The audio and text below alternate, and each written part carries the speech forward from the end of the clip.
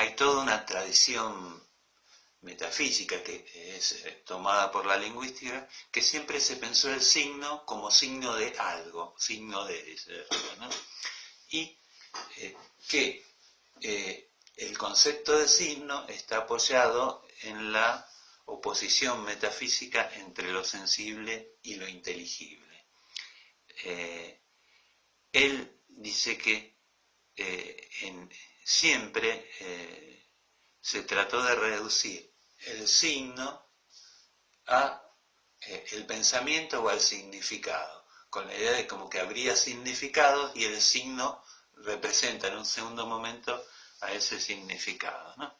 Entonces, lo que él va a plantear es que si uno pone en juego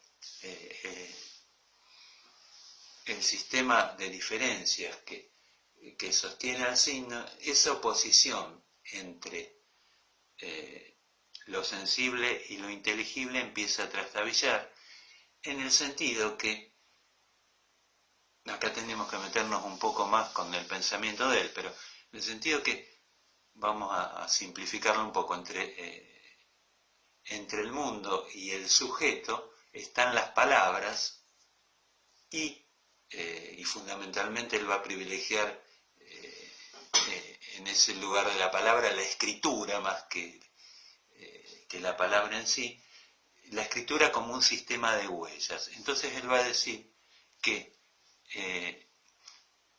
el trabajo de las huellas va a romper con la idea de un sentido previo. Primero vamos a tener que tener el juego de las diferencias, si ustedes quieren, para producir un sentido. Entonces él dice, bueno, si el propio desarrollo de la estructura va a llevarnos a cuestionar esta idea de lo sensible y lo inteligible, ¿no?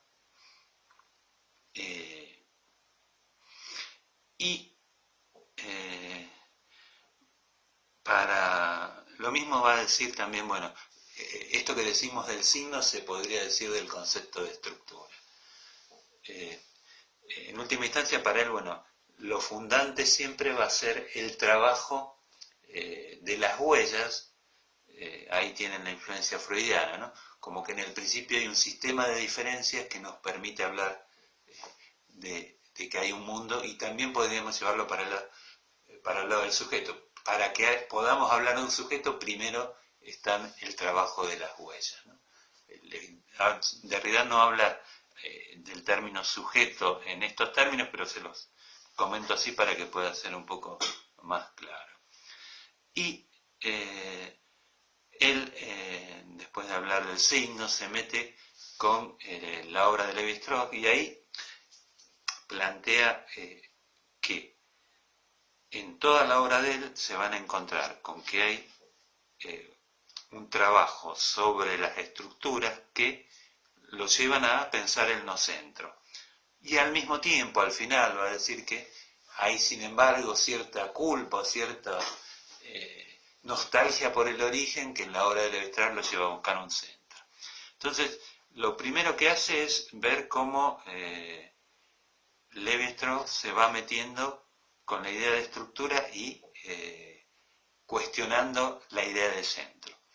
Él toma, dice, la obra de Lévi-Strauss porque hay cierta crítica al lenguaje de las ciencias humanas anterior al estructuralismo, podríamos decir. Lo primero que marca es que va a separar Lévi-Strauss el método de la verdad. Esto quiere decir que va a tomar algunos términos y algunos conceptos de la metafísica tradicional, pero que no les va a dar un valor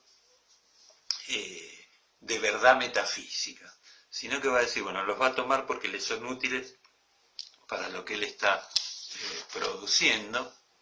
Y, por ejemplo, dice, la oposición naturaleza-cultura nos serviría como ejemplo. Él dice, bueno, Lévi-Strauss toma esta oposición y dice que es una oposición tradicional en la filosofía, y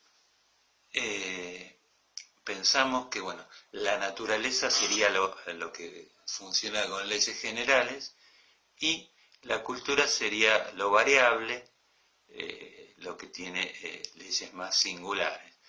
Con la prohibición del incesto nos topamos que es algo general porque aparece en toda la cultura, sin embargo obedece a una norma que tendría que ser cultural. Entonces lo que va a hacer Levi-Strauss, bueno, toma esta distinción y la utiliza como método, pero no le va a dar un crédito metafísico, no se va a preguntar si es verdadero o no en términos clásicos esta distinción, sino que la va a usar metodológicamente.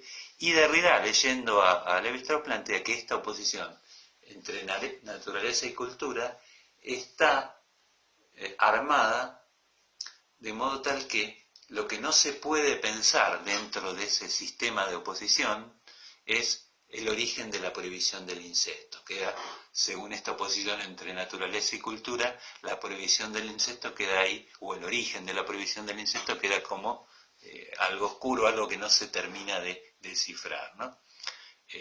Entonces, con esto lo que trata de plantear Derrida es que uno puede tomar el lenguaje de una disciplina y empezar, tomar el lenguaje o ciertas oposiciones metafísicas, empezar a usarlas y al mismo tiempo ir cuestionando esa oposición, ¿no?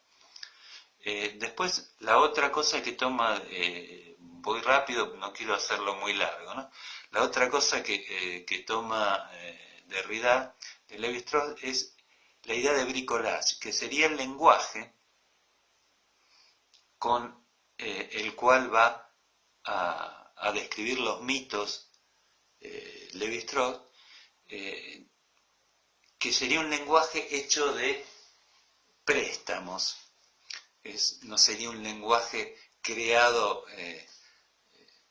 absolutamente con términos nuevos, sino que tomamos préstamos de distintas disciplinas para producir esta especie de bricolage, ¿no? Y ustedes, si quieren pensar esto en la obra de Freud, por ejemplo, Freud toma algo de la termodinámica, toma algo de la medicina, algo de la neurofisiología, algo de la filosofía, si ustedes quieren, o de la mitología para construir el psicoanálisis. Sería una especie de mezcla también o de bricolage de distintas disciplinas para producir algo nuevo, ¿no?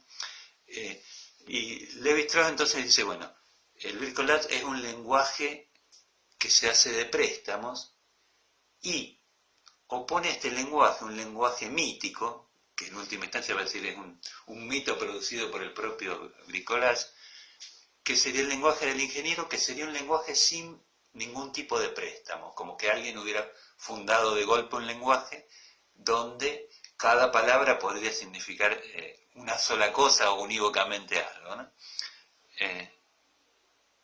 Y lo que remarca Derrida es que Levi-Strauss plantea que el discurso que él hace sobre los mitos es un discurso mitopoético y en última instancia es un bricolage, ¿no?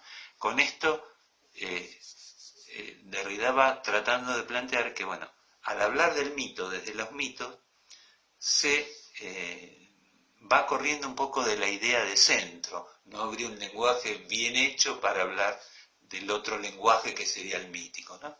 Entonces, y dice algunas cosas más, Levi-Strauss, que no hay un mito de referencia, sino que todo mito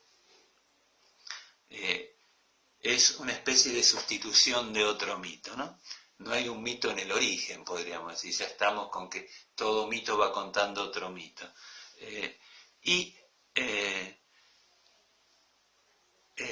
No hay una unidad del discurso mítico. Es como que en la medida en que el discurso mítico se pone a funcionar, cuando decimos discurso mítico es el discurso de los mitos, pero también es el discurso sobre el discurso de los mitos.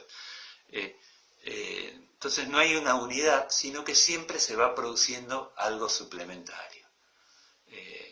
Ese es el juego de la estructura para Derrida, y es lo que el centro siempre trata de reprimir. Cuando pensamos una estructura centrada, tratamos de frenar esa proliferación de sentidos, esa sustitución incesante.